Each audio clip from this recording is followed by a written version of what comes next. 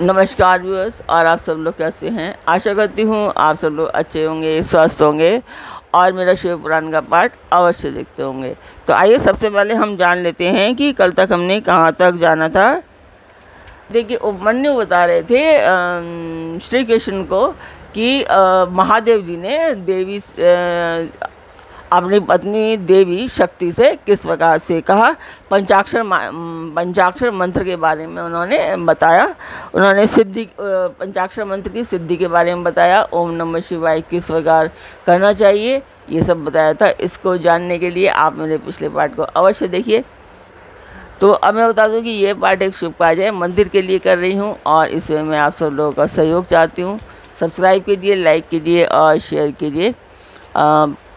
जो नए दर्शक हैं, आज जो पहली बार देख रहे हैं, उनको मैं बता दूं कि आप लोग अपने परिवार और मित्रगणों से सब्सक्राइब और शेयर करने के लिए अवश्य कहें और पाठ अवश्य देखें, पूरा पाठ देखें।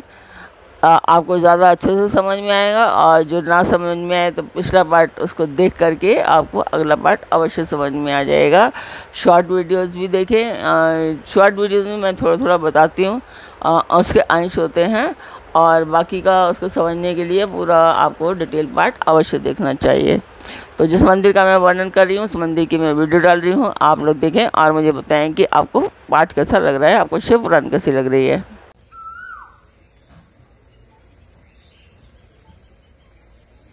तो मंदिर की वीडियो आपने देखी, आपको मेरा पाठ कैसा लग रहा है कमेंट बॉक्स में मुझे अवश्य बताएं। तो अब हम चलते हैं आज के पाठ पर। स्वागत करती हूँ मैं आप सभी का अपने इस कार्यक्रम शिव पुराण में।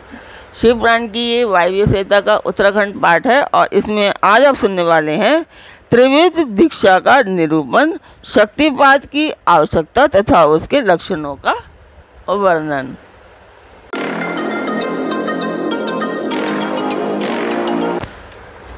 तो यहाँ पर श्री कृष्ण और उपमन्यु में वार्ता हो रही है। तो श्री कृष्ण जी उपमन्यु से पूछते हैं कि भगवान, आपने मंत्र का माहात्म्य तथा उसके प्रयोग का विधान बता दिया जो साक्षात वेद के तुल्य है। अब मैं उत्तम शिव संस्कार की विधि तो सुनना चाहता हूँ जिसे मंत्र ग्रहण के प्रकरण में आपने कुछ सूचित किया था, वह बात मुझे भूली नहीं है। पिछले बताया था, उन्होंने पूछा था कि मंत्र ग्रहण के बाद ये मंत्र किस तरह से ग्रहण करना चाहिए, तो वही पूछा है उपमन्यु से श्री कृष्ण ने।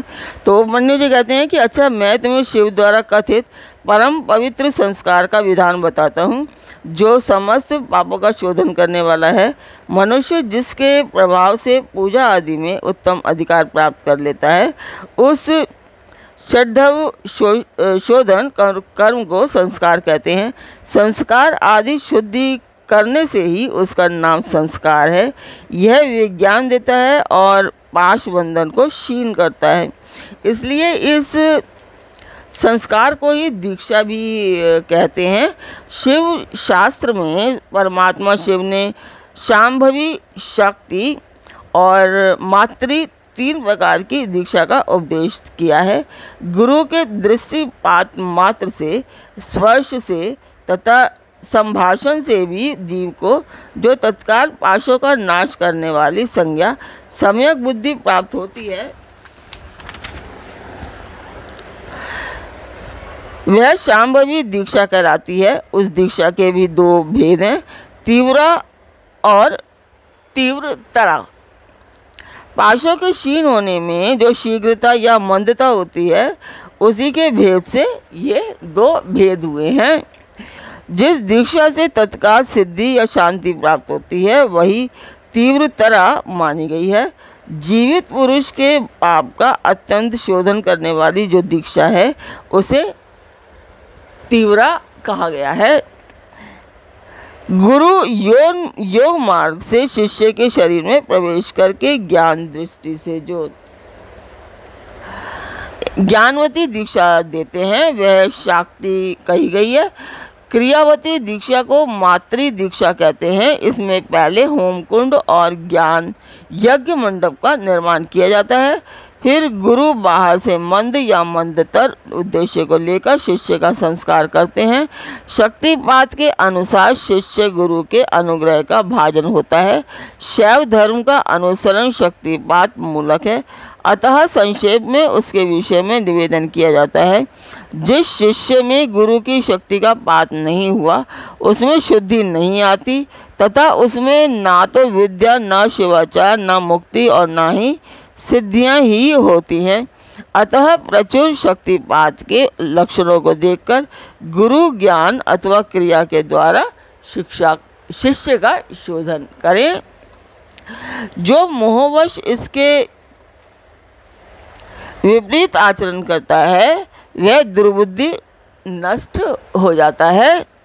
अतः गुरु सब प्रकार से शिष्य का परीक्षण करें। उत्कृष्ट बोध और आनंद की प्राप्ति ही शक्तिपात का लक्षण है, क्योंकि वह परम शक्ति प्रबोधानंद रूपिणी है। आनंद और बोध का लक्षण है। अंतःकरण में यानी कि सात्विक विकार, जब अंतःकरण द्रवित होता है तब बाह्य शरीर में कंप, रोमांच, स्वर विकार, नेत्र विकार और अंग विकार प्रकट होते हैं।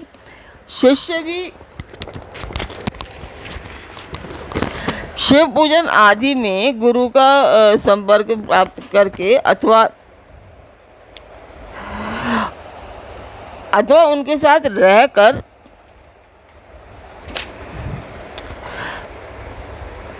रहकर के उनमें प्रकट होने वाले इन लक्षणों से गुरु की परीक्षा करे।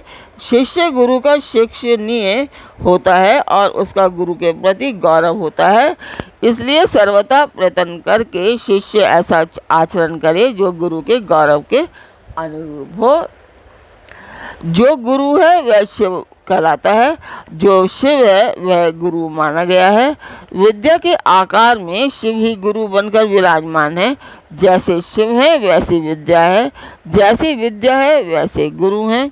शिव विद्या और गुरु के पूजन से समान फल मिलता है। शिव सर्व देवात्मक हैं और गुरु सर्व मंत्रमय। अतः संपूर्ण यत्न से गुरु की आज्ञा को शिरोधार्य करना चाहिए। यदि मनुष्य अपना कल्याण चाहने वाला और बुद्धिमान है तो वह गुरु के प्रति मन, वाणी और क्रिया द्वारा कभी मिथ्याचार, कपटपूर्ण बर्ताव न करे। गुरु आज्ञा दे या न दे, शिष्य सदा उनका हित और प्रिय करे, उनके सामने और पीठ पीछे भी उनका कार्य करता रहे। तो ये था आज का पाठ। आपको कैसा लगा कमेंट बॉक्स में अवश्य बताएं। ये इसके 2 पार्ट होंगे जो मैंने आज पढ़ा है। आधा कल बताऊंगी ताकि ये छोटा रहे, ज़्यादा बड़ा ना हो, इसलिए मैं छोटे छोटे पार्ट कर देती हूँ। इसके 2 पार्ट में कर देती हूँ एक सब्जेक्ट। तो यही है। तो कल फिर मिलते हैं एक नए पाठ में, एक नई उमंग, एक नई तरंग के साथ। तब तक के लिए आज्ञा दीजिए। ओम नमः शिवाय। जय माता की।